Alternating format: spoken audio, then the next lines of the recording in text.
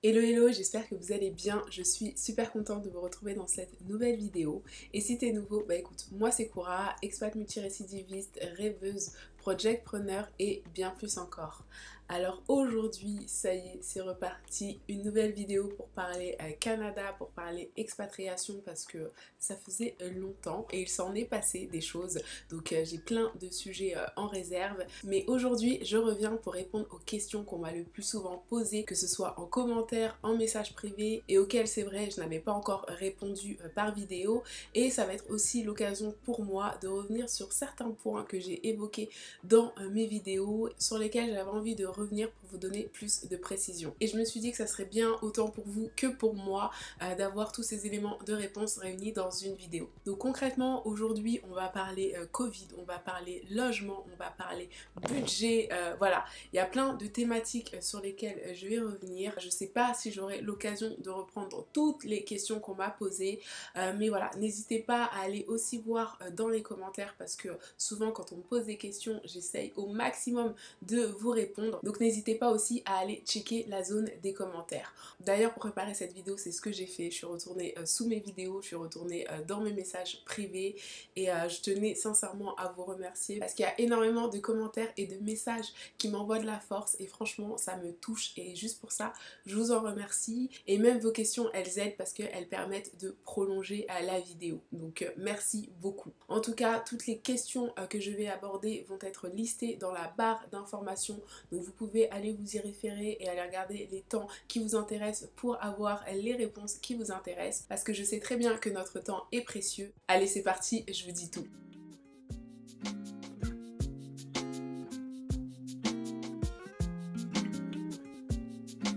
Alors avant de rentrer dans le vif du sujet, encore une fois, petit disclaimer, je ne suis pas du tout une professionnelle de l'immigration et je ne compte pas le devenir.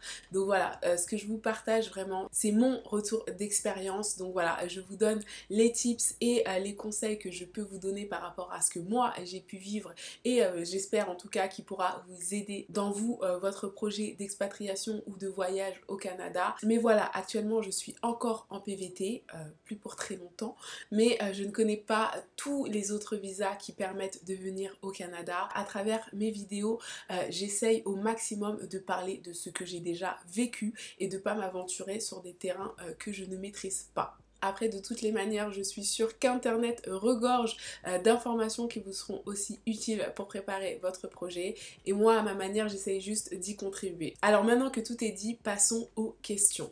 Et je vais commencer par les questions spéciales Covid, parce que j'ai reçu pas mal de questions, notamment quand je suis rentrée en France au mois d'octobre. C'est vrai que je n'ai fait aucune vidéo à propos du Covid et c'est pas faute d'avoir eu des demandes, mais concrètement, en tout cas avant mon voyage en France, je voyais pas trop ce que je pouvais apporter sur le sujet, étant donné que là, même à l'heure actuelle où je tourne cette vidéo, on est encore en confinement ici à Toronto. Donc voilà, mais là voilà, j'ai reçu des questions, notamment par rapport à mon voyage, et je me suis dit que ça allait être pertinent en tout cas d'apporter ces éléments de réponse dans cette vidéo. Première question qui est énormément revenue, que ce soit pendant mon séjour ou même quand je suis revenue à Toronto, ça a été mais comment tu as fait pour revenir au Canada sachant que tu as un PVT, à savoir comment j'avais fait pour voyager, comment s'était passé le voyage et aussi comment s'était passé ma quarantaine une fois rentrée. Donc voilà, c'est une grosse question mais je vais tenter de tout couvrir. Donc pour remettre un petit peu de contexte, si vous n'avez pas suivi un petit peu ce qui s'est passé au Canada, en tout cas au début de la pandémie, en fait au mois de mars 2020, quand le pays s'est confiné, il a aussi fermé ses frontières. Et concrètement, si vous n'étiez pas résident permanent ou citoyen canadien, vous ne pouviez pas rentrer au Canada. Donc autant vous dire que c'était un petit peu stressant parce que voilà, on se disait que si jamais on devait quitter le pays pour une raison X ou Y, on ne savait pas quand est-ce qu'on aurait l'autorisation de pouvoir revenir. Toujours est-il qu'au fur et à mesure des mois, la situation s'est un petit peu plus assouplie, même si là, à l'heure où je vous parle, au mois de décembre 2020, la situation n'est toujours pas revenue à la normale. Donc c'est vrai que pendant mes vacances, mais tous les jours, je recevais un message en mode t'es rentré définitivement, mais tu vas repartir au Canada, mais c'est fini pour toi l'expatriation.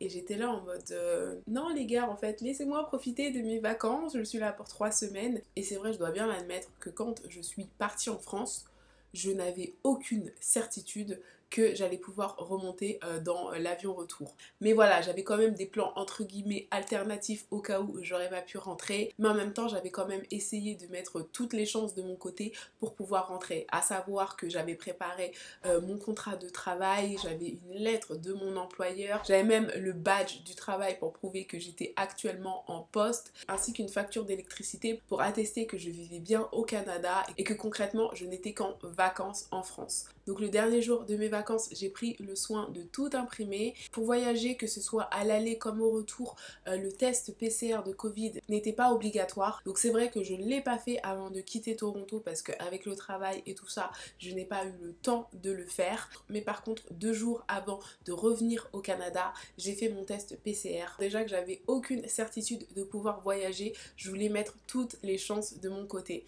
Donc j'ai fait le test en 24 heures, j'ai eu mes résultats qui étaient négatifs. D'ailleurs, si vous me suivez sur Instagram, je vous avais partagé un petit peu cette expérience. Et donc le jour J, une fois arrivée à l'aéroport, j'avais mon dossier avec toutes les pièces dont je vous ai parlé précédemment, ainsi que les résultats de mon test PCR sur mon téléphone. Et dans ma tête, j'étais prête à repartir. Donc concrètement, à l'aéroport, comment ça s'est passé?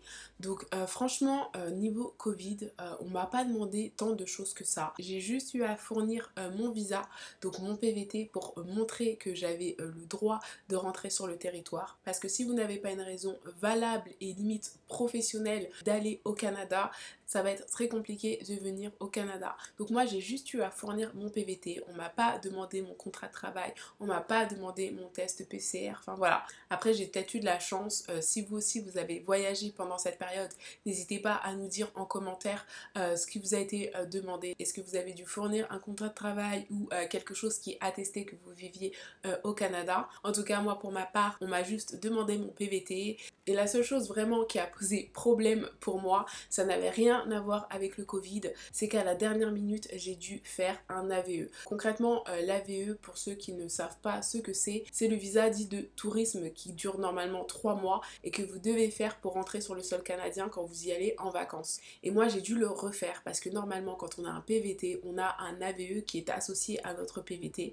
Sauf que moi, si vous me suivez sur Instagram, vous devez le savoir, mais moi, j'ai perdu mon passeport avec mon visa à l'intérieur. Donc j'ai dû le refaire. De toute façon, je vous ferai une vidéo dédiée à ce sujet sur les démarches à faire lorsque l'on perd son passeport ainsi que son visa. Mais toujours est-il que je n'avais plus d'AVE associé à mon PVT et donc j'ai dû en urgence faire la demande et payer pour cet AVE. Et heureusement, franchement, à l'espace de 10 minutes, j'ai reçu ma réponse. Mais voilà, c'était un petit peu bizarre de demander un AVE, sachant que les voyages touristiques n'étaient pas vraiment autorisés. Mais en tout cas, c'est la seule chose qui m'a posé problème à l'aéroport.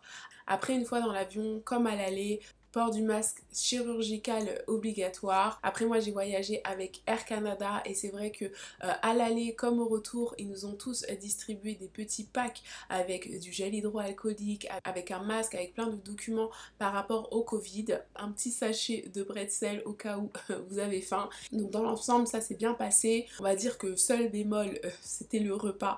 Voilà, pour en avoir parlé avec d'autres gens qui ont voyagé avec Air Canada pendant la pandémie, franchement c'était pas la meilleure expérience culinaire qu'on pouvait avoir parce que voilà, avec le Covid, ils essayent au maximum de réduire les manipulations, ce qui est tout à fait normal, mais voilà, ça donne lieu à des repas froids et concrètement, les repas servis ne sont pas les plus digestes à manger froid.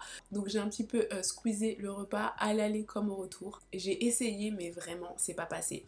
Donc voilà, mais mis à part ça, le vol s'est bien passé. Ils nous ont également fait remplir des questionnaires pour voilà, mettre tous les renseignements nécessaires au cas où ils avaient besoin de rentrer en contact avec nous. La seule différence avec l'aller, c'est que quand on arrive sur le sol canadien, on a l'obligation de se mettre en quarantaine pendant 14 jours. D'ailleurs, il y a une application que l'on doit télécharger avant son voyage et aussi renseigner une fois que l'on est arrivé sur le territoire canadien. Donc je vous mets juste l'application ici et je vous la remettrai aussi en barre d'informations. Et sur cette application, vous renseignez toutes les informations informations dont ils ont besoin pour pouvoir connaître votre plan de quarantaine, à savoir si vous vivez seul, comment vous comptez vous organiser, enfin voilà. Donc moi, vu que j'habite seule, c'est vrai que j'avais pas trop de questions à me poser, mais je sais, pour en avoir parlé avec certains qui ont voyagé courant 2020, des fois ils ont été contactés pour justement vérifier qu'ils respectaient bien leur quarantaine. Mais voilà, ce sont des choses qui sont arrivées. Et donc par rapport à ma quarantaine, on ne m'a pas contactée. Par contre, j'ai quand même eu un très bon suivi parce que là où je travaille, ils sont très à cheval sur les règles de sécurité et voilà, dès lors où j'ai répondu que oui, j'avais été hors du Canada les 14 derniers jours, là voilà, j'ai commencé à recevoir des appels pour checker ma santé pratiquement tous les 2 jours pour s'assurer que le jour où j'allais reprendre en présentiel, je n'allais faire courir aucun risque à mes collègues. Et en vrai, c'est compréhensible. On m'a aussi beaucoup demandé comment je survivais pendant ce confinement, comment je faisais mes courses, enfin voilà. Moi déjà, il faut savoir que de base, je savais que j'allais partir, je savais qu'à mon retour, il y allait avoir une quatorzaine. Donc j'avais un petit peu anticipé, j'avais fait le plein en eau, j'avais fait, enfin voilà, j'avais fait plein de courses avant de partir, j'avais énormément de repas que j'avais déjà préparés qui m'attendaient au congélateur. Donc limite même quand je suis rentrée, je n'ai pas eu tant que ça à cuisiner et dans tous les cas, je savais que j'avais aussi l'option de me faire livrer mes courses parce que encore une fois, si vous me suivez sur Instagram, vous savez que j'ai pris pour habitude de me faire livrer mes courses, en tout cas une fois par mois pour tout ce qui est un peu trop lourd. Et voilà, je savais que j'avais cette alternative. Et donc ça m'avait fait rire en fait à chaque fois de voir vos questions parce que c'est vrai que moi c'était pas un point qui m'avait inquiété, mais je sais que certains d'entre vous étaient inquiets pour moi. Donc merci beaucoup en tout cas. Donc je pense que j'ai couvert cette première grosse question spéciale Covid. Après je sais qu'on m'a posé encore énormément d'autres questions par rapport au Covid, à savoir est-ce qu'on peut venir activer son PVT en ce moment. Concrètement, comme je vous le dis, moi je suis pas une experte, même si oui j'ai un PVT, mais j'ai un PVT que j'ai activé, on n'était pas du tout en situation Covid.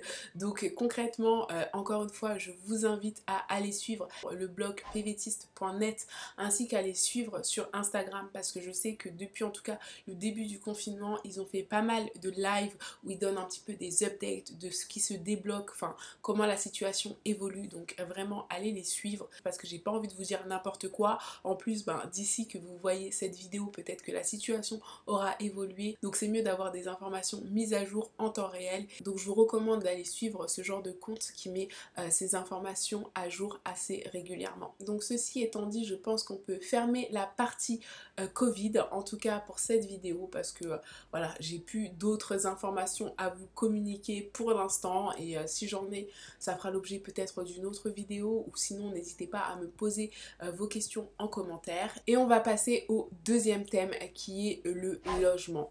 C'est de loin la vidéo qui a été la plus regardée sur ma chaîne jusqu'à aujourd'hui et c'est vrai que j'avais essayé de faire au mieux pour couvrir tous les points, mais au vu des questions que j'ai pu recevoir et les discussions que j'ai pu avoir suite à cette vidéo, je me suis dit quand même qu'il fallait que je revienne et que j'en reparle. Et le premier point, je vous en avais parlé dans la vidéo, je vous avais mis un warning et je vous remets l'extrait parce qu'au vu de certains messages que je reçois ou certaines questions que je reçois, je me suis même demandé si j'avais abordé ce point dans ma vidéo. Après, attention, gros warning, visitez avant de prendre un bien. Visitez. Si vous êtes à distance, ne prenez jamais de bien ou ne versez aucun acompte si vous n'avez pas vu le bien. Je vous conseille que ce soit ici, en France ou en Angleterre. Ne faites jamais ça. Donc oui, ça me rassure, je l'ai dit, mais voilà, je reçois toujours des messages qui me demandent comment être sûr que l'appartement est le bon avant de l'avoir visité. Donc concrètement, je vais me répéter, ne vous engagez en rien, si ce n'est, oui, une visite d'appartement, si vous n'êtes pas encore arrivé à Toronto. Parce que je pense que vous n'imaginez pas le nombre d'arnaques dans lesquelles les gens peuvent tomber. Et franchement, ces gens malhonnêtes, parce qu'il faut appeler un chat, sont de plus en plus forts en fait. Moi je sais que plusieurs fois on avait tenté de me le faire en Angleterre. Après j'ai pas eu ce problème ici parce que si vous avez vu ma vidéo vous savez comment j'ai trouvé mon appartement. Mais voilà, moi je lis encore des témoignages qui font froid dans le dos de gens qui se sont fait arnaquer, que ce soit pour des logements, pour des travails, pour des visas également. Donc vraiment faites attention. Il y a des gens avec de très mauvaises intentions qui existent. Donc voilà, faut garder ça en tête. nous on se donne les moyens de nos ambitions, c'est pas pour que quelqu'un après aille ruiner nos efforts. Donc vraiment pour ça faites attention, n'hésitez pas que ce soit pour une offre d'emploi, pour un logement, à taper toujours le nom de l'entreprise ou en tout cas des mots clés avec les mots scam, avec les mots arnaque, pour voir si d'autres gens n'en ont pas parlé sur les forums, parce que si ça vous arrive à vous, c'est déjà arrivé à d'autres gens et généralement les gens en parlent sur les forums. Donc vraiment faites très attention. Et pour revenir au sujet du logement, ne pas signer un contrat avant d'arriver, c'est pas seulement à cause des arnaques. Des fois, le logement correspond en tout point à la description et aux photos qu'on nous a fournies, mais là où on va habiter, c'est bien plus que des photos, c'est bien plus qu'une description. Les photos ne vous montreront jamais tout.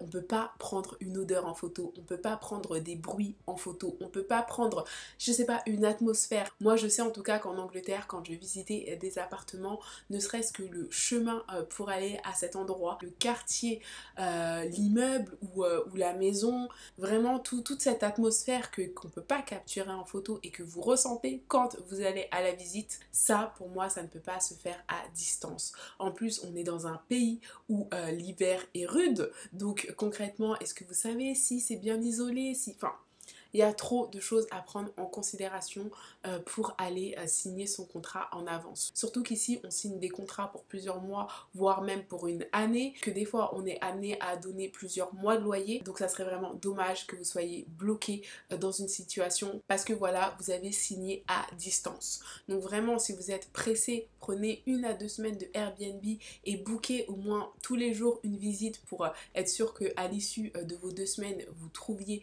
le logement qui vous plaît, mais ne vous engagez pas à distance ou au pire demandez à quelqu'un sur place que vous connaissez, en qui vous avez confiance, d'aller faire la visite pour vous, de faire des vidéos, de vous donner aussi son ressenti. Moi je sais que je l'ai fait pour une amie et franchement le premier appartement que j'ai visité, je l'ai appelé et je lui ai dit non, c'est pas possible. En tout cas, moi, je ne te laisserai pas aller dans ça. Donc non. Et de se dire qu'il y a certaines personnes qui l'auraient pris à distance. Parce que voilà, sur le papier, ça vendait du rêve, mais la réalité était tout autre.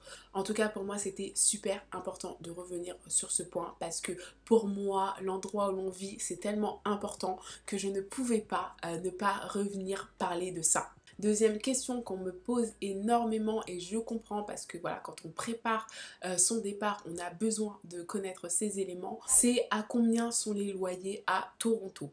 Donc à l'époque, dans ma vidéo, je vous l'avais dit, Toronto c'était la 2e ville la plus chère du Canada après Vancouver.